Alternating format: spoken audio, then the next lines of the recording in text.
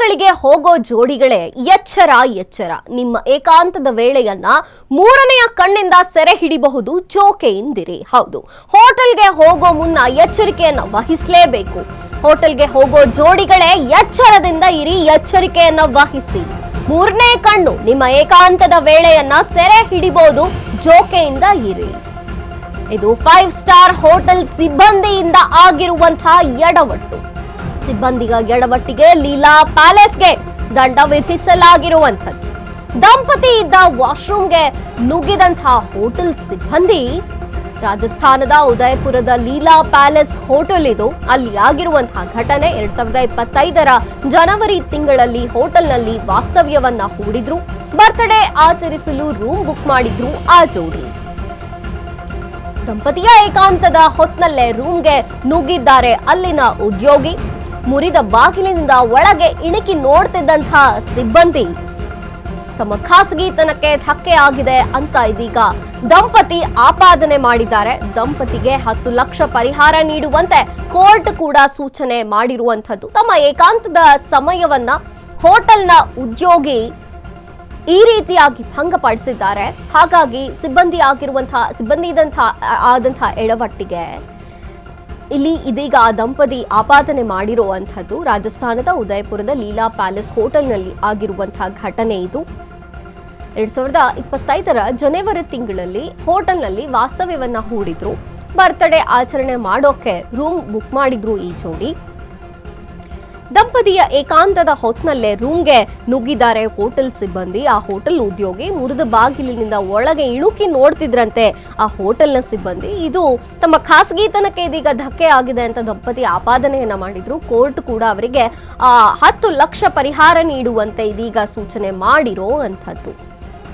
So ಹಾಗಾಗಿ ಖಾಸಗಿತನಕ್ಕೆ ಹೀಗೆಲ್ಲ ಧಕ್ಕೆಯಾಗಬಹುದು hotel ಸಿಬ್ಬಂದಿಯಿಂದ ಅನ್ನುವಂಥದ್ದು ಈ ಪ್ರಕರಣದಲ್ಲಿ ಗೊತ್ತಾಗ್ತಿರುವಂಥದ್ದು. ರಾಜಸ್ಥಾನದಲ್ಲಿ ನಡೆದಿರುವಂತಹ ಘಟನೆ ಇದು. ಹಾಗಾಗಿ ಹೋಟೆಲ್ನ ರೂಮ್ ಬುಕ್ ಮಾಡೋಕ್ಕಿಂತ ಮುಂಚೆ ಸ್ವಲ್ಪ ಎಚ್ಚರದಿಂದ ಇರಿ. ಹೋಟೆಲ್ಗೆ ಹೋದ್ಮೇಲೂ ಕೂಡ ಸ್ವಲ್ಪ ಜೋಕೆಯಿಂದ ಇರಬೇಕು ಅನ್ನೋವಂಥದ್ದು. ಇದು 5 ಸ್ಟಾರ್ ಹೋಟೆಲ್ನಲ್ಲಿ ಆಗಿರುವಂತಹ ಘಟನೆ ಇದು. ನೇರ ಸಂಪರ್ಕದಲ್ಲಿದ್ದಾರೆ ಪ್ರತಿನಿಧಿ ಜೀವನ್ ಅವರು. ರಾಜಸ್ಥಾನದ ಘಟನೆ ಇದೀಗ ಕೋರ್ಟ್ 10 ಲಕ್ಷ ರೂಪಾಯಿ ಪರಿಹಾರವನ್ನು ದಂಪತಿಗೆ ನೀಡುವಂತೆ ಸೂಚನೆ ಕೊಟ್ಟಿರುವಂಥದ್ದು. ಏನಿದೆ ಮಾಹಿತಿ ಜೀವನ್ ಇದ್ರ ಬಗ್ಗೆ? ಎಸ್ ಮಂಜರಿ, ಈ ಒಂದು ಪ್ರಕರಣ ಏನು ಕಳೆದ ಜನವರಿ 2025ರ ಜನವರಿಯಲ್ಲಿ ಒಂದು ಪ್ರಕರಣ ದಾಖಲಾಗಿದೆ. ಏನು ಒಂದು ದಂಪತಿಗಳು ರಾಜಸ್ಥಾನದಲ್ಲಿರುವಂತಹ ಉದಯಪುರದ ಒಂದು ಲೀಲಾ ಪ್ಯಾಲೇಸ್ ಹೋಟೆಲ್ಗೆ ಹೋಗಿರ್ತಾರೆ. ಆ ಒಂದು ಹೋಟೆಲ್ನಲ್ಲಿ 55,500 ಕೊಟ್ಟು ಒಂದು ರೂಮನ್ನು ಕೂಡ ಬುಕ್ ಮಾಡಿರ್ತಾರೆ. ಅವರ ಏನು ಪತ್ನಿ ಬುಕ್ ಮಾಡಿರ್ತಾರೆ. ಏನಂದ್ರೆ ಗಂಡನ ಒಂದು ಹಸ್ಬೆಂಡ್ ಬರ್ಡೇ ಸೆಲೆಬ್ರೇಟ್ ಮಾಡ್ಲಿಕ್ಕೋಸ್ಕರ ಈ ಒಂದು ರೂಮ್ನ ಬುಕ್ ಮಾಡಿರ್ತಾರೆ.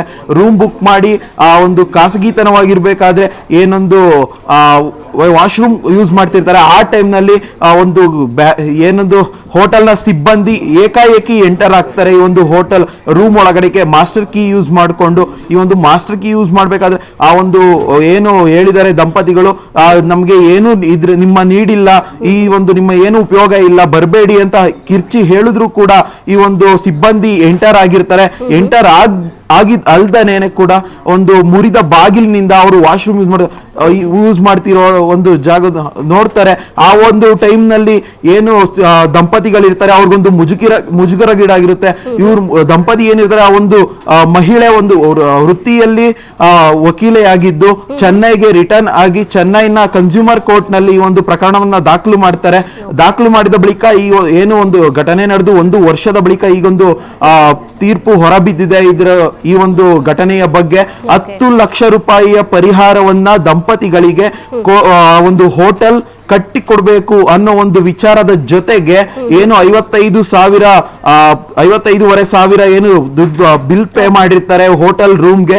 ಆ ಒಂದು ಹೋಟೆಲ್ ರೂಮ್ ನ 55,500 ಬಿಲ್ಗೆ 9% ಬಡ್ಡಿಯ ಹಾಗೆ ಒಂದು ಟೋಟಲ್ ಅಮೌಂಟ್ ಅನ್ನ ವಾಪಸ್ ಮಾಡಬೇಕು ಅನ್ನೋ ಒಂದು ನಿರ್ಣಯವನ್ನು ಕೂಡ ಕೊಟ್ಟಿದೆ ಕೋರ್ಟ್.